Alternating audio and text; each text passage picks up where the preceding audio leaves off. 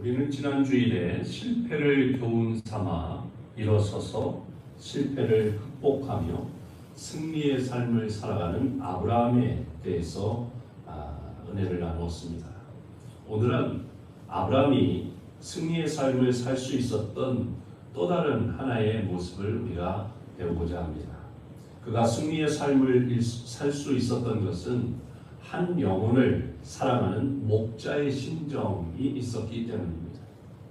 말씀을 통해 아브라함의 목자의 심정을 우리가 함께 배우고 우리들도 승리의 삶을 살아가기를 원합니다. 아멘.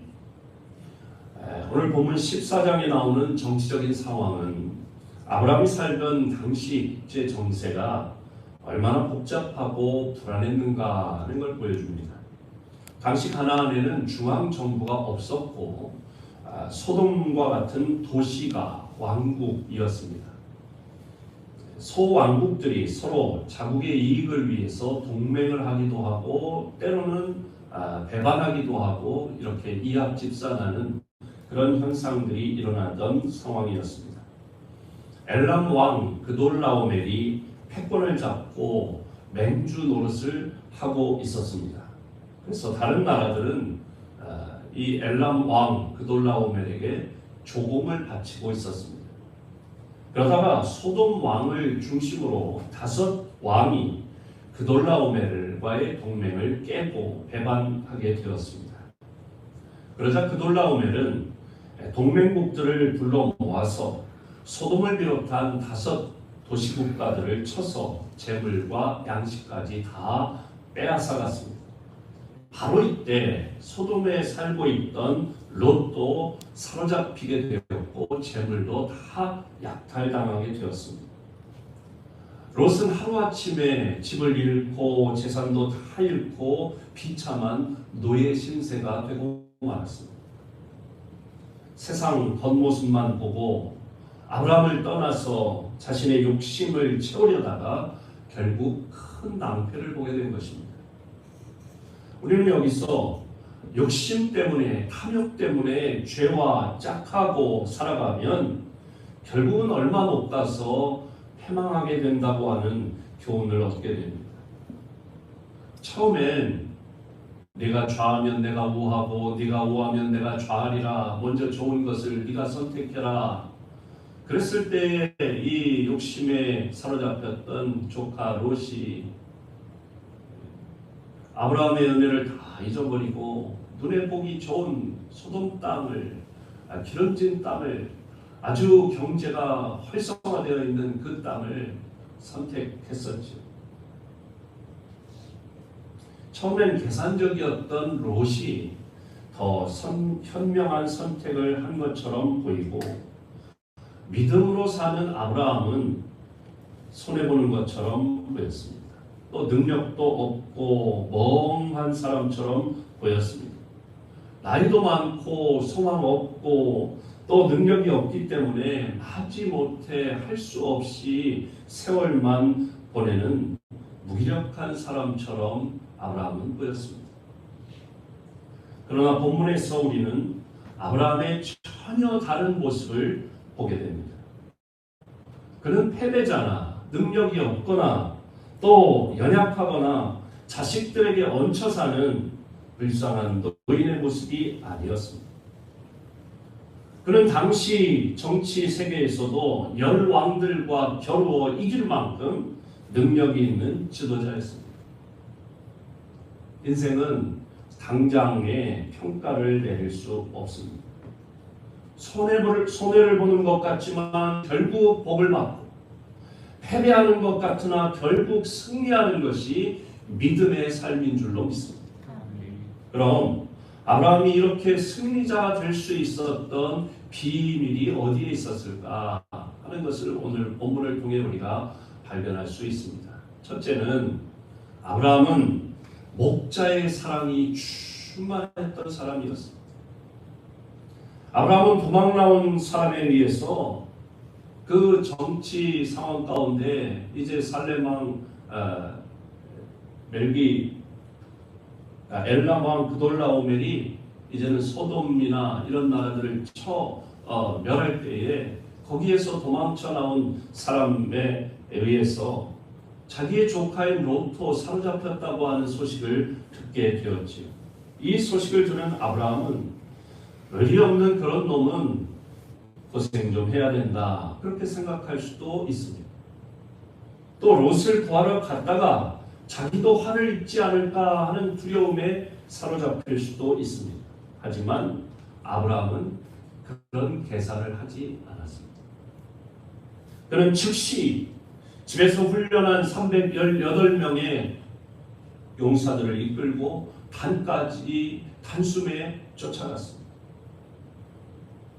그리고 이 318명의 가신들을 나누어서 야간 기습 작전을 펴서 막강한 그 놀라운 동맹군을 격파하고 빼앗겼던 재물과 조카 롯과 모든 사람을 다 되찾았습니다. 늙은 아브라함이 백발을 휘날리며 진두지휘하는 모습을 여러분 한번 상상해 보시기 바랍니다. 그의 모습은 늙은 할아버지의 모습이 아니었습니다. 100만 대군을 쳐부수는 백전노장의 모습이었습니다. 그의 모습은 사자에게 물려간 어린 양을 구하기 위해서 수고하고 애쓰고 용감하게 나서는 그런 목자의 모습입니다. 마치 사무엘상에 나오는 다윗의 소년 시절 아버지의 양떼를 지킬 때의 모습을 연상하게 됩니다. 여기서 우리는 선한 목자와 같은 아브라함을 발견하게 되는 것입니다. 승리하는 삶의 모습을 배우게 되는 것이죠. 롯은 세상 욕심이 많고 이기적이어서 소망을 두기 힘든 조카하고 한 마리 잃은 양과 같은 사람이었습니다.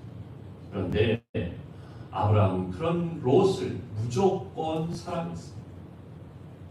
그가 위기에 처했을 때 목숨을 걸고 구출해냈습니다.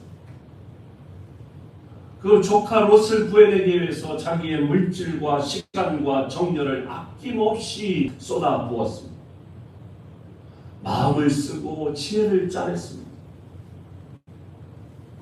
아브라함이 조금이라도 실리적인 것을 계산했다면 그렇게 하지 않았을 것입니다.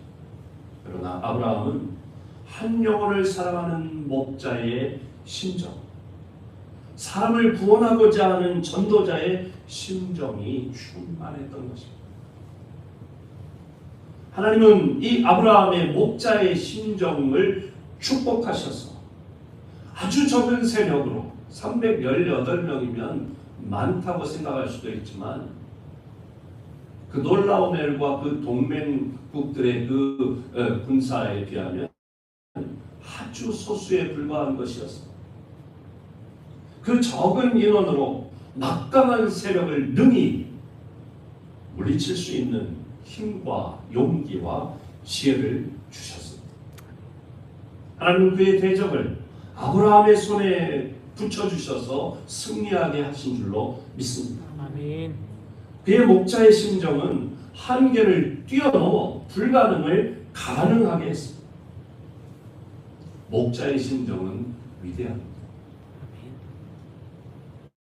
연약한 여성이라도 어머니가 되면 강합니다. 자녀들이 위기에 빠지면 어머니들에게는 초인적인 힘이 나타납니다. 그것이 바로 목자의 심정입니다. 예수님의 죄인들에 대한 사랑은 죽음보다도 강했습니다.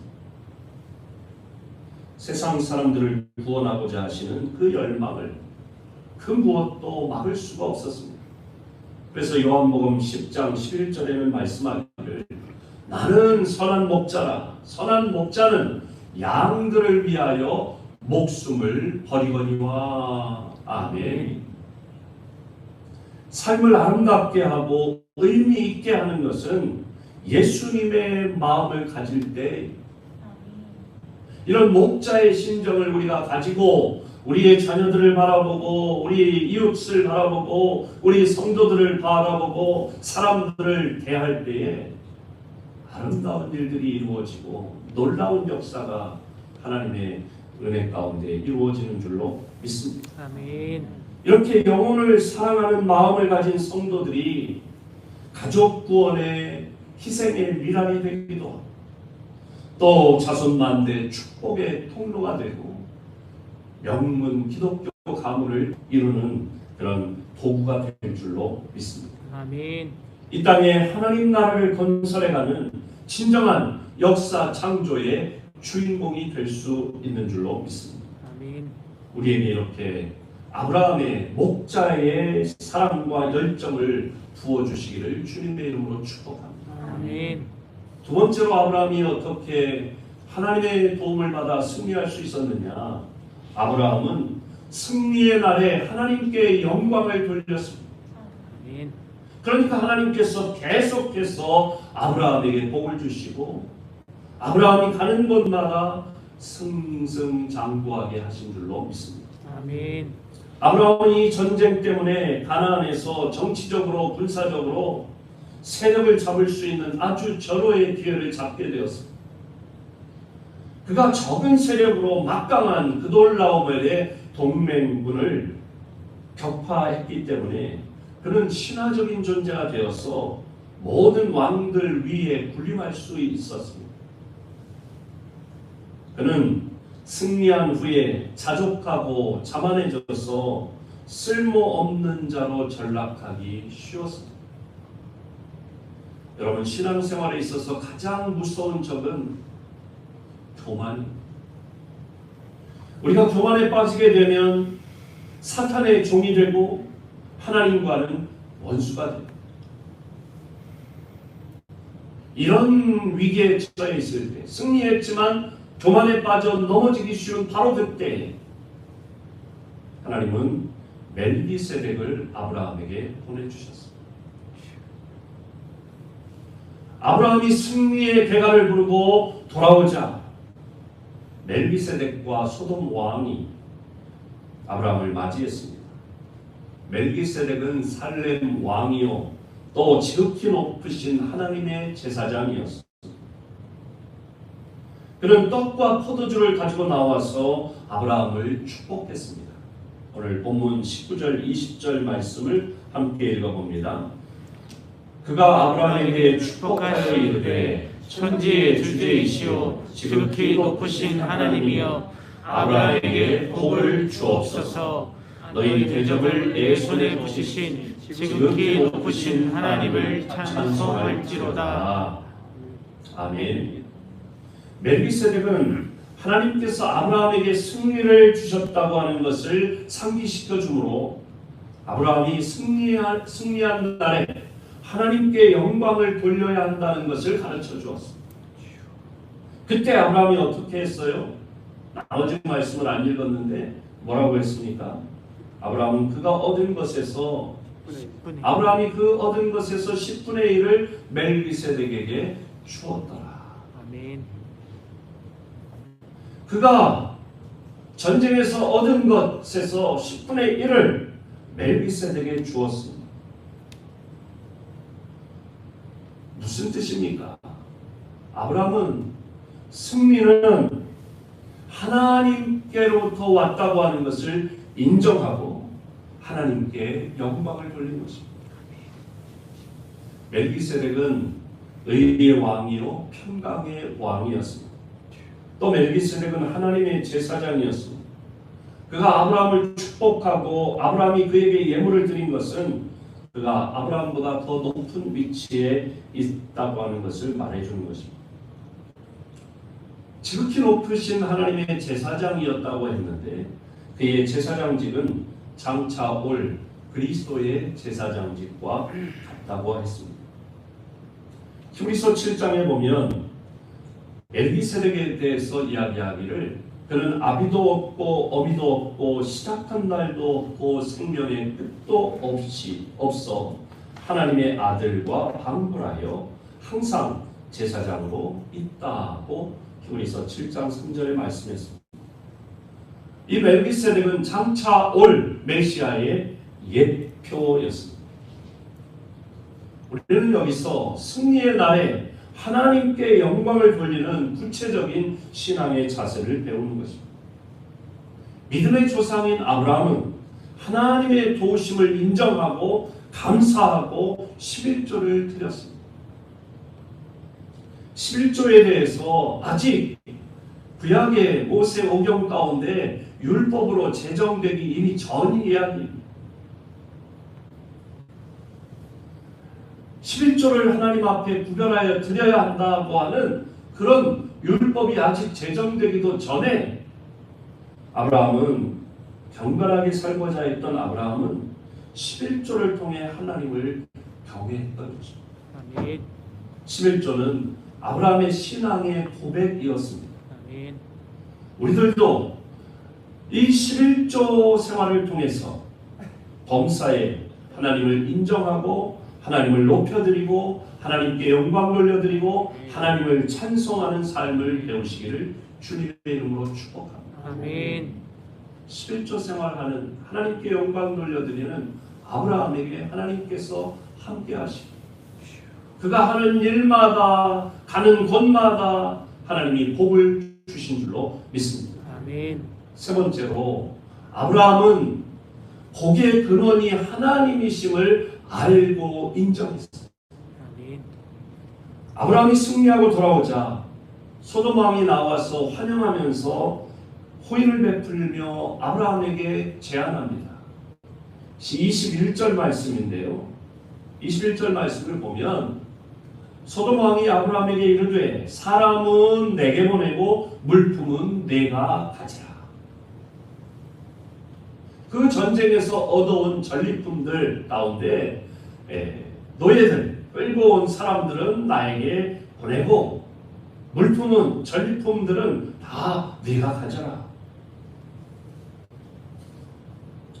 여러분 아브라함은 전쟁에 자기 목숨을 걸고 자기 물질을 투자해가지고 나아갔기 때문에 그래서 승리했기 때문에 당연히 전리품을 취할 그런 권리가 있었고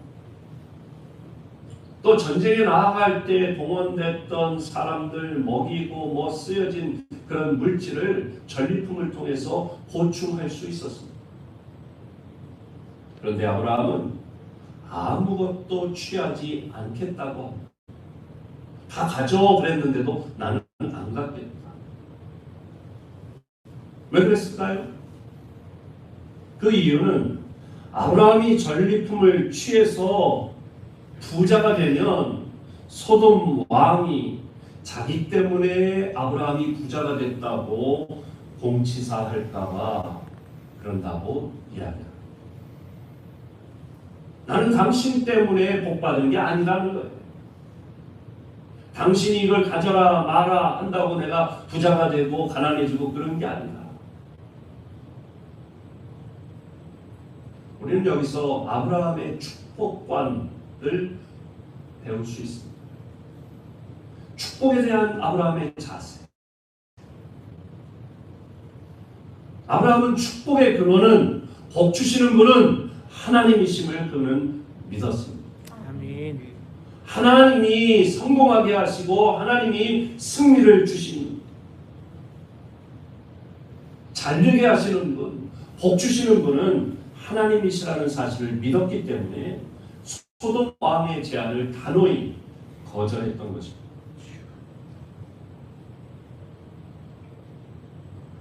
아브라함 여기 14장을 읽으면서 느끼는 것은 약간 속된 표현인지 몰라도요. 아브라함 참 많이 컸습니다. 신앙적으로 볼 때 참 많이 컸어요. 여러분 처음에 그가 물질 문제 때문에 애굽에 내려갈 때만 해도 그는 이런 가치관을 갖지 못했었습니다. 그는 사람을 의지했었습니다.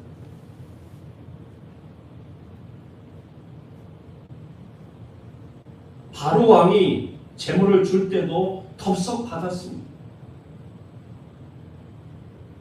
아마 아브라함이 그렇게 부자가 됐을 때 사람들로부터 아마 조롱거리가 됐는지도 모르겠어요. 왜냐? 자기 아내를 누이라고 속이고 죽을 뻔하다가 바로 왕이 도와줘서 부자가 됐다는 소리를 들으며 살았는지도 모르겠어요. 그는 이런 지난날의 자기의 실수와 실패 그리고 잘못을 통해서 하나님 중심의 분명한 축복관을 갖게 되었다. 우리의 축복관은 어떻습니까? 직장에서 또 사업장에서 남편의 월급 봉투에서 또 절세했다고 세금을 적게 내므로 국가가 또는 땅이나 부동산에서 또는 부모로부터 축복이 오는 것일까요?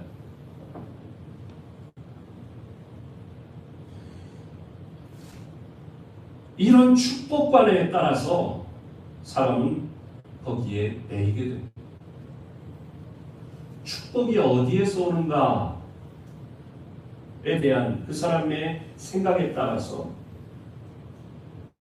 그거에 매이게 되고 그걸 가장 소중하게 생각하고 그걸 중심으로 살아가게 됩니다. 복이 어디에서 오는가에 대한 그 사람의 믿음에 따라서 무엇을 결정할 때 또 가장 우선순위를 거기에 두는 것입니다. 축복은 천지의 주제이신 하나님께로부터 오는 줄로 믿습니다. 아멘. 그러므로 우리의 삶은 하나님 중심으로 살아가야 할 줄로 믿습니다. 아멘. 하나님이 복의 근원이시기 때문에 하나님이 기뻐하시는 일을 먼저 하면 아브라함처럼 10분의 1을 하나님께 드리며 하나님께 영광 돌리면 하나님께서 책임져 주십니다. 하나님께서 그런 사람들을 기뻐하시고 그 믿음을 하나님께서 반드시 복 주시는 줄로 믿습니다. 아멘. 오늘날 예수님이 우리가 사는 이 세상을 바라볼 때에 무엇 때문에 우리를 불쌍히 여기실까요?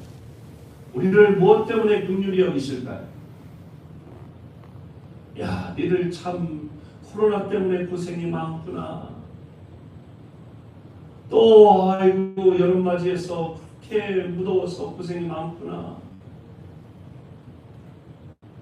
경제적으로 어려우니까 참 안 됐구나. 그렇게 여기시는가? 신약성경 마가복음 6장 34절에는 이렇게 말씀합니다. 예수께서 나오사 큰 무리를 보시고 그 목자 없는 양 같음으로 인하여 불쌍히 여기사 아멘. 예, 여러 가지로 가르치시더라. 주님은 오늘날 목자의 심정이 충만한 사람을 찾고 계십니다. 우리가 그런 주님의 마음을 닮을 수 있기를 바랍니다. 아멘. 그리고 목사인 저에게 예수님의 목자의 심정을 부어주시도록 여러분 기도해 주시기 바랍니다. 아멘. 우리 모두 애타는 목자의 심정이 충만해서 이 시대에 잃어버린 영혼들을 사단의 소나기에서 건져내는 일을 합심해서 감당할 수 있는 우리 신일교회 모든 성도들이 되시기를 바랍니다. 아멘. 또한 승리의 날에 교만에 빠지지 않고 성공했을 때 뭔가 조금 잘 됐을 때 교만에 넘어지지 않고 복의 근원은 하나님이심을 인정하고 하나님께 영광을 돌리다가 하나님의 도우시는 은혜 가운데 또 복을 받고 또 하나님께 영광을 돌리고 또 복을 받고 또 하나님께 영광을 돌리고 또 복을 받아 누리는 우리 신일교회 모든 성도들이 되시기를 주님의 이름으로 축복합니다. 아멘. 하나님 감사합니다. 오늘도 하나님의 귀한 말씀을 주시니 감사합니다. 아브라함이 믿음이 연약할 때 그는 물질 때문에 넘어지고 실패했지만 이제 믿음이 자라면서 그가 점점 하나님을 의지하고 하나님을 바라보고 하나님의 도우심 가운데 살아갔던 걸 보게 됩니다. 하나님 오늘 우리들도 아브라함처럼 목자의 심정으로 가족들을 대하고 친구들을 대하고 이웃을 대하고 또 성도들을 대함으로 말미암아 목자의 심정에 복을 주시는 하나님의 복을 받아 누리고 하나님이 복을 주신다는 사실을 인정하고 하나님께 영광을 돌려드리고 또 복에 끄는 하나님과 동행하며 믿음으로 승리하고 또 복을 누리는 우리 신일교회 모든 성도들이 다 되게 하여 주시옵소서. 아멘. 예수님의 이름으로 기도하옵나이다. 아멘.